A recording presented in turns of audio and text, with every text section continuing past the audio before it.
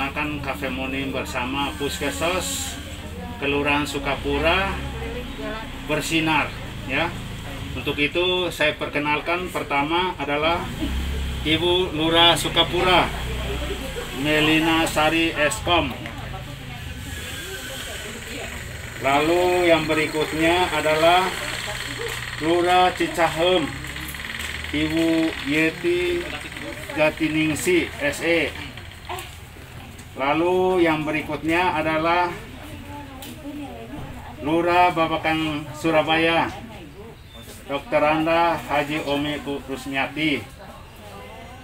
Lalu yang berikutnya adalah Lurah Kebun Kangkung Pak Rahmat Taufik SST MM. Kemudian Lurah Kebun Jayanti Pak Anmanaf SE MM. Dan Kasih Kesos Kecamatan Kerconong Ibu Diah dan PKH teman-teman PKH dari masing-masing kelurahan ada. Terima kasih. Mungkin ada pertanyaan daripada Bapak Lurah tentang pelayanan puskesmas atau pelayanan di masyarakat, apa saja yang dihadapi atau kendala-kendalanya. Karena kami di sini dari Dinas Sosial dan petugas PKH ada hadir di sini. Terima kasih. Enggak. Siapa? Bu Yofi. Ya, ini. Punten Pak Dani ya dari PKH Kelurahan Cicahem. Ini masih banyak warga ya yang bertanya apakah yang sudah meninggal anggota PKH itu masih bisa langsung diganti oleh ahli warisnya atau harus melalui muskel. Itu masih terus, walaupun kita sudah menjelaskan itu mereka masih belum puas. Hatur nuhun itu saja, semoga ada pencerahan dari Pak Dani. Oke. Assalamualaikum warahmatullahi wabarakatuh. Ya, terima kasih kepada Ibu Lurah Cicahem telah memberikan pertanyaan kepada saya mengenai apakah yang telah meninggal PK-nya bisa diwariskan atau tidak. Ya. Kalau secara dulu Bu masih bisa diwariskan selama masih dalam satu kakak. Intinya kan keluarga itu kan satu kakak Bu ya, bukan beda kakak. Jadi PK itu bisa diwariskan selama dalam satu kakak. Ya, jadi bisa diwariskan Bu selama masih dalam satu kakak. Iya. Mungkin ada Pak Lurah yang lain, enggak, kami persilahkan Pak Lurah Kebun Kangkung. Enggak. Demikian. Terima kasih. Assalamualaikum warahmatullahi wabarakatuh. Kebetulan mengenai PKH ini memang ada beberapa hal yang ingin dipertanyakan ya, terutama mengenai pertanyaan dari masyarakat adanya beberapa PKH yang jong ya, yang dananya tidak cair atau bagaimana gitu. Apakah sudah terselesaikan atau belum? Apabila masih jong, apa yang harus dilakukan oleh masyarakat? Terima kasih. Ya, baik, terima kasih kepada Pak Lurah Kebun Kangkung. Jadi tadi terkait bahwasannya banyak KPM PKH maupun KPM yang lainnya itu jong. Apa yang menyebabkan hal tersebut terjadi? Yang pertama, sejak kebijakan 2021 bahwasanya penerima bansos itu harus padan antara data DTKS dengan Dukcapil, maka yang terjadi memang banyak yang jong. Hal itu dikarenakan yang pertama karena tidak padannya kependudukan. Kemudian yang kedua ditemukan data ganda ya, kemudian yang berikutnya dikarenakan ada baik itu nama atau nicknya itu tidak sesuai. Nah, apa yang harus dilakukan? Yang pertama adalah perbaikan data. Perbaikan data kependudukan tersebut dipadankan dengan data yang di DTKS. Nah, ini adalah untuk perbaikan seperti ini adalah perannya Puskesos, karena yang megang aplikasi SIKNJ itu di Puskesos. Nah, ketika ada warganya yang masih jong, maka kami sarankan untuk mendekat ke Puskesos dalam rangka untuk perbaikan kependudukannya. Sebelum datang ke Puskesos, yang bersangkutan harus dulu memperbaiki kependudukannya dulu, sehingga nanti ketika dipadankan di Puskesos itu datanya harus sudah benar-benar yang sesuai. Nah, ketika nanti ternyata masih zong, karena yang namanya proses perbaikan itu tidak satu hari beres, itu bisa memakan waktu yang cukup lama ya. Mungkin kalau di Kota Bandung udah beres, tapi kalau di pusatnya kan karena se-Indonesia, jadi kemungkinan di sana masih ngantri. Nah, kalau yang mereka yang sudah ternyata udah diperbaiki dan sudah sudah di follow sampai ke pusat, maka biasanya akan cair. Nah, biasanya yang paling riskan tidak cair itu di bantuan BPNT. Kalau yang PKH alhamdulillah selamat, itu tidak terlalu fatal. Yang kami terima laporannya dari KPM itu sudah pada cair yang tadinya zong. Nah, cuman hanya di bantuan BPNT-nya mereka memang kalau yang bermasalah di kependudukannya mereka tidak cair. Gitu barangkali Bapak Lurah mudah-mudahan bisa memberikan jawaban pada Bapak Lurah. Terima kasih. Baik, terima kasih. Mungkin itu sesuai dengan penjelasan ini, barangkali Pak Lurah ada tambahan atau ada pertanyaan lagi, Pak? Oke, terima kasih. Mungkin kita lanjut kepada Ibu Lurah Sukapura. Beliau ini adalah sebagai lurah yang kebetulan penduduknya sangat padat. Mudah-mudahan pelayanan Puskesos ini sangat lancar. Kira-kira manfaat apa yang dilakukan oleh Ibu Lurah dalam pelayanan khususnya masyarakat melalui Puskesos Ibu Lurah?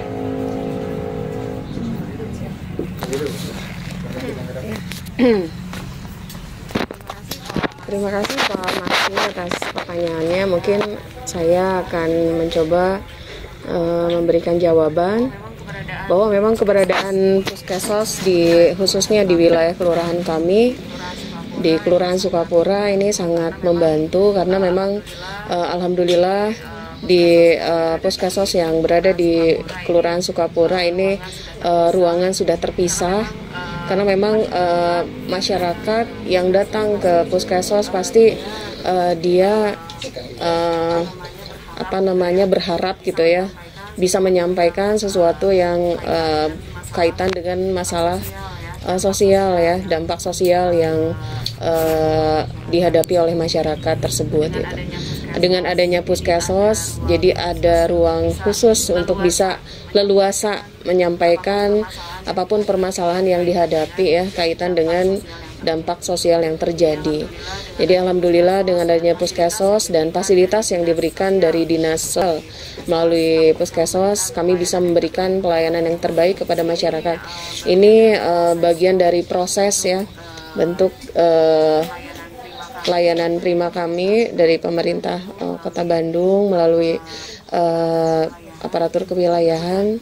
Mudah-mudahan keberadaan Puskesos ini terus bisa memberikan solusi kaitan permasalahan sosial. Mungkin itu saja Pak Maksi, terima kasih. Baik, terima kasih, luar biasa. Mudah-mudahan Puskesos di 151 kelurahan bisa dapat mengikuti percontohan seperti Kelurahan Sukapura. Walaupun memang saat-saat ini di beberapa kelurahan masih sangat-sangat sedikit, maksudnya tempat-tempatnya kadang-kadang agak ini. Diharapkan ke depan Puskesos itu memang harus tersendiri pelayanan. Jadi dua pelayanan pertama adalah pelayanan umum dan pelayanan sosial, karena yang dikatakan Puskesos itu adalah rumah kita bersama, khusus untuk melayani orang yang sifatnya sosial. Seperti itu. Barangkali itu saja. Mungkin ada tambahan dari teman-teman atau mungkin Pak Lurah ada pertanyaan lagi, kami persilakan. Terima kasih. Bismillahirrahmanirrahim. Assalamualaikum warahmatullahi wabarakatuh. Terima kasih atas kesempatannya. Kami hanya ingin mengulang, merefresh kepada teman-teman, terutama dari pendamping, dan seharusnya bukan hanya pendamping yang ada hari ini ya. Karena pada dasarnya kependamping hanya terfokus pada PKH ya. Kalau BPNT siapa yang memelihara, siapa yang memantau, siapa yang memonitoring? Itu sehingga ada kekurangan di sini ya. Karena ini kaitan dengan PKH, oke, saya akan bahas tentang PKH. Saya ingin hanya merefresh sedikit apa sih latar belakang sehingga dibentuk warung. Kaitannya dengan kebutuhan masyarakat seperti apa? Artinya kebutuhan dengan PKM penerima manfaatnya ya. Kaitannya seperti apa? Kalau ketika historis dulu pembentukan bahwa si KPM itu bisa membeli, bisa mengambil bantuan ya, yang disalurkan pemerintah untuk sembako yang dia perlukan. Tapi saat ini semenjak ada yang saya lihat malah digiring, semua berbentuk paket. Artinya mau tidak mau, butuh tidak butuh harus diambil. Padahal yang saya tahu, kalau misalkan si warga masyarakat butuh beras saja dulu. Ya, kalau butuh buah-buahan, kalau butuhnya mangga bukan jeruk gimana? Sementara saat ini yang saya monitor itu dipaket semuanya, baik di agen maupun di PKH. Tidak ada yang betul-betul pure, real. Saya butuh gula 1 kilo, ya 1 kilo dulu aja hari itu. Nanti kedepannya butuh beras 2 kilo, ya beras. Artinya tidak dihabiskan dalam sekali pengambilan. Kalau sekarang kan sekali habis dalam pengambilan, ya dipaket. Mau tidak mau habis, selesai. Nah itu yang harus kita perbaiki Pak Mosi. Mangga itu mau kritik, mau saran atau mau temuan silahkan. Hanya ini untuk perbaikan kita ke depan. Itu yang kedua, bahwa dalam program sekarang ini khususnya Kelurahan Kebon Jayanti sedang mencoba menyusun kriteria miskinnya miskin Kebon Jayanti, tidak miskin secara global. Karena kalau itu diterapkan pure mutlak seperti dalam putusan Kemensos ya, yang 14 kriteria, ya Kota Bandung nggak akan ada yang menerima. Ya. Tapi kalau kita melihat secara real antara kelurahan yang satu dengan kelurahan yang lain itu beda kemiskinannya. Jangankan tingkat kelurahan, tingkat RW pun beda kemiskinannya. Tidak bisa digeneralisasi. Nah, untuk itu kami sudah pertemuan yang kedua, sekarang yang ketiga, kami mengumpulkan para ketua RW, tokoh masyarakat dan LKK, juga aparat dari kelurahan untuk mencoba membuat kriteria apa sih miskin di Kelurahan Kebon Jayanti seperti apa, sehingga ketika ada bantuan yang digulirkan kita tidak bingung lagi siapa ya penerimanya. Kita sudah punya kriteria yang insya Allah tidak keluar dari keputusan Kemensos, hanya penjabarannya saja mungkin ini yang disesuaikan dengan kondisi dan lingkungan Kelurahan Kebon Jayanti. Itu mungkin satu saran. Yang kedua, informasi. Lebih dan kurangnya kami mohon maaf. Wassalamualaikum warahmatullahi wabarakatuh. Baik, Assalamualaikum warahmatullahi wabarakatuh. Selamat pagi Bapak-bapak dan Ibu-ibu sekalian, serta rekan-rekan PKH yang saya cintai. Saya mungkin tidak begitu masalah e-warung, tetapi terkait dengan pembentukan e-warung dasarnya adalah pemberdayaan, Pak. Jadi maksud dari Kementerian Sosial, e-warung itu dibentuk maksudnya adalah untuk membantu para KPM ini memberikan komplementaritas berupa sembako daripada mereka itu membeli liar mungkin tidak karuan, sehingga diakomodirlah, dibentuklah e-warung. Nah, e-warung ini harus disupervisi ya teman-teman, harus disupervisi. Yang mensupervisinya adalah bisa dari teman-teman sekalian ya, pendamping PKH, kemudian dimonitor oleh dinas sosial. Nah, dasar pembentuk setelah dimonitor oleh dinas sosial juga akan diperiksa oleh Kementerian Sosial, khususnya PKH Linjamsos. Nah, kemudian siapa yang mengelola e-warung ini? Yang mengelola e-warung ini adalah diberikan kepada para KPM. Nah, dengan maksud adalah para KPM ini agar mereka itu mempunyai kegiatan yang menghasilkan. Jadi tujuannya itu adalah mendorong pemberdayaan dari para KPM tersebut. Mereka diajarkan bagaimana mereka itu mandiri dan mampu berusaha. Nah, terkait dengan kata Bapak tadi, sebenarnya kebutuhannya berbeda. Mungkin ada yang butuh mangga atau buah apel atau apa. Sebenarnya gini Pak, dalam petunjuk teknis penyaluran bansos, memang tidak selalu bahwa KPM ini diberikan secara langsung satu paket. Mereka sebenarnya bisa mencicil, Bapak. Gitu. Jadi misalnya sedang butuh ikan, bisa membelinya ikan. Tetapi mungkin karena misalnya para pengurus warung ini kalau beli satu-satu seperti itu berdasarkan pesanan per orang itu akan berbeda, sehingga disamaratakan. Tentu saja disamaratakan ini juga melalui adanya semacam bukan diskusi masukan ya, bahwa misalnya menunya untuk bulan besok itu kalau misalnya proteinnya mau apa, apakah ikan bandeng misalnya, apakah ayam, dan itu masukannya juga dari para anggota KPM. Nah, yang mengelola warung ini juga adalah para KPM ya tadi. Nah, terkait agen itu dibentuk juga harus oleh dinas sosial ya, atas seizin dinas sosial. Nah, kalau agen saya kurang begitu paham Pak.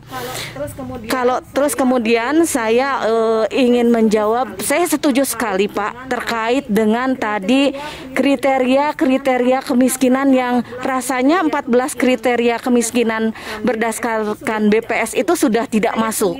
Saya sendiri berulang kali berbicara bahwa apabila kita menerapkan 14 kriteria kemiskinan dari BPS, maka saya akan menggraduasi 90% KPM saya karena tidak sesuai. Maka saya saat itu berdiskusi, berdialog dengan Bu Lurah Sukapura ya, bahwa betapa pentingnya tadi standar kemiskinan berdasarkan kewilayahan atau kearifan lokal. Maksudnya Bapak, saya mendukung tadi terkait standar kemiskinan Kebon Jayanti, tapi Pak, lebih baik apabila dalam satu kecamatan ini diseragamkan saja seperti itu Pak. Jadi standar kemiskinannya berdasarkan satu kecamatan, kecamatan Kiara Condong. Nanti pelaksananya mungkin dilakukan apakah itu secara FGD Pak, focus group discussion misalnya. Saya setuju seperti Bapak katakan tadi bahwa kriteria kemiskinan Kebon Jayanti mungkin akan berbeda dengan Kebon Kangkung, akan berbeda dengan Sukapura, tetapi nanti kita akan ambil benang merahnya bahwa yang betul-betul miskin berdasarkan kecamatan Kiara Condong adalah A, B, dan C, yang kriteria kaya dan layak dan tidak layak menerima bansos adalah A, B, C. Begitu mungkin dari saya. Terima kasih. Wassalamualaikum warahmatullahi wabarakatuh. Mungkin saya tambahkan. Jadi terkait masalah kriteria, memang indikator untuk miskin itu kan waktu itu sebelumnya kan Kemensos itu kan 40, lalu 14. Nah, sementara ini direncanakan akan membuatkan semacam perwal ya, perwal kemiskinan. Jadi supaya nanti siapa sih atau indikator mana saja yang dipakai dalam kemiskinan, karena sementara ini ya kita belum ada perwal khusus untuk Kota Bandung, sehingga kita masih tetap berpatokan pada pusat seperti itu Pak. Barangkali mungkin nanti seperti Pak Lurah Kebon Jayanti bahwa ada kebijaksanaan ya, itu teknisnya karena apa? Ketika ada minta bantuan atau bantuan ini mau kasih ke mana? Karena di puskesmas itu kan pasti ada data-datanya, ada data lansia, data disabilitas dan data-data segala macam. Ketika ada bantuan tinggal langsung ini dikasih ke sana, kasih ke sini, semua itu seperti itu. Itu tujuannya seperti itu. Terima kasih luar biasa Pak Lurah Kebun Jayanti. Mudah-mudahan tetap dijalankan karena sesuai dengan itu visi Kota Bandung. Mari kita wujudkan Bandung yang unggul, nyaman, aman, sejahtera, dan agamis. Ya, mudah-mudahan Kiara Condong itu lebih maju daripada sebelum-sebelumnya. Amin. Assalamualaikum warahmatullahi wabarakatuh. Saya Rina Dewiyanti, Camat Kiara Condong. Kiara Condong adalah salah satu kecamatan dari 30 kecamatan yang ada, di mana di Kecamatan Kiara Condong permasalahan sosial sangat kompleks. Oleh karena itu, dengan berdirinya 6 puskesmas di 6 kelurahan, luar biasa, sangat membantu. Terima kasih Dinas Sosial Pak Maksi yang menangani, dan alhamdulillah puskesmas yang sudah berdiri di 6 kelurahan berjalan efektif. Nah, untuk menunjang puskesmas yang sudah berdiri, aneka ragam kegiatan terkait dengan penanganan sosial sudah dilaksanakan oleh Ibu Diah Kasikesos Kecamatan Kiara Condong beserta jajarannya, para Kasikesos di kelurahan.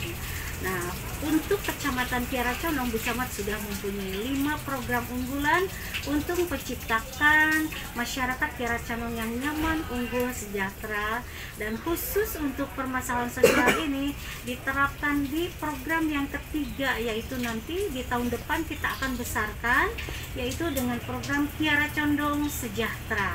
Di Kiara Condong Sejahtera ini nanti akan dilaksanakan untuk peningkatan keberadaan, naik kelasnya daripada puskesmas-puskesmas yang ada di Kecamatan Kiara Condong.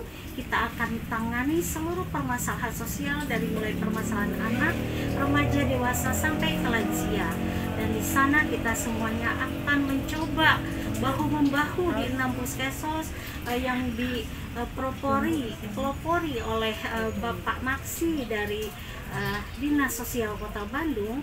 Kita akan kupas bagaimana permasalahan sosial di Kecamatan Kiara Condong, dan penyelesaiannya akan dilaksanakan di 6 puskesmas yang dipimpin oleh Bapak Ibu Lurah. Nah, oleh karena itu, mari kita ikuti program Kiara Condong Sejahtera tahun 2022 yang kita akan membesarkan di permasalahan penyelesaian seluruh permasalahan sosial, kesejahteraan sosial yang ada di Kecamatan Kiara Condong.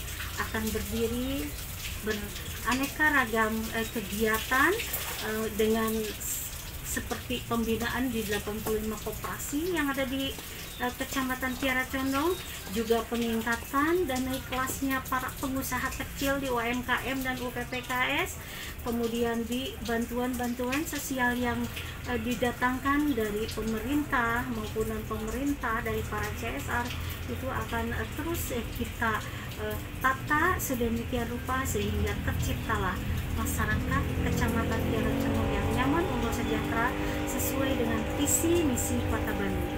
Hari ini kita akan kupas di acara Kopi Morning Kecamatan Kiara Condong bersama Puskesos dari Dinas Sosial Kota Bandung di bawah sekretariat pembinaannya oleh Pak Maksi. Mari kita ikuti Kopi Morning. Alhamdulillah, ini airnya sudah datang. Cenani silakan simpan airnya. Terima kasih. Kita akan minum bersama, dan sambil minum-minum kita akan kupas seluruh permasalahan sosial di Kecamatan Kiara Condong dan bagaimana penanganannya di 6 puskesmas. Pak Maksi, terima kasih. Ibu Diah Kesos dan jajaran, para Bapak dari PKH, Bapak Ibu Lurah, terima kasih semuanya.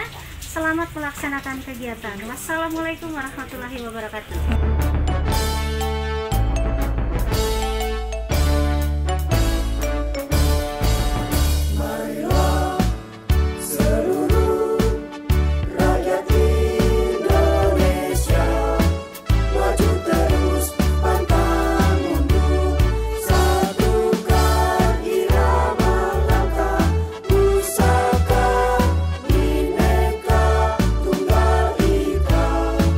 Undang-undangnya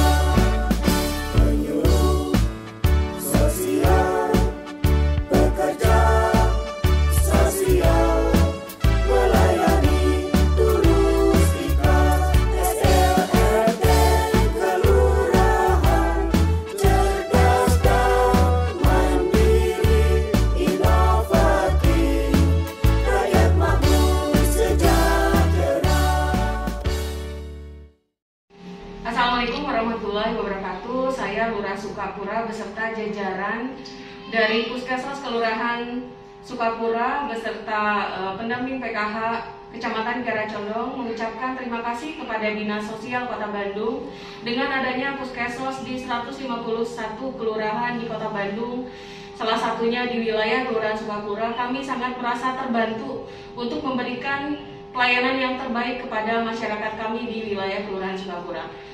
Puskesmas Kelurahan Sukapura Kecamatan Kiara Condong.